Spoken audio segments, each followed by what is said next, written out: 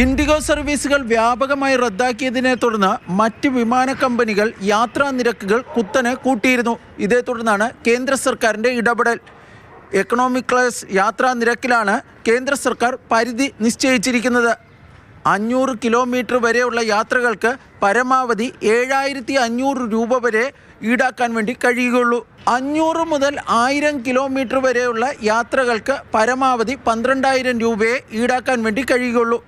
1000 മുതൽ 1500 കിലോമീറ്റർ വരെ ദൈർഘ്യമുള്ള യാത്രകൾക്ക് പരമാവധി 15000 രൂപ വരെ ഈടാക്കാനാകും. 1500 മുകളിലുള്ള ദൂരപരിധിക്ക് പരമാവധി 18000 രൂപയെ ഈടാക്കാവൂ എന്നും കേന്ദ്ര സർക്കാർ വിമാന കമ്പനികളോട് നിർദ്ദേശിച്ചിട്ടുണ്ട്.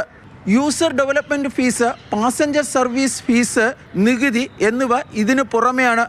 ബിസിനസ് ക്ലാസ്സിനും ഉഡാൻ ഫ്ലൈറ്റുകൾക്കും ഈ പരിധി ബാധകമല്ല എന്നും കേന്ദ്ര സർക്കാർ അറിയിച്ചു.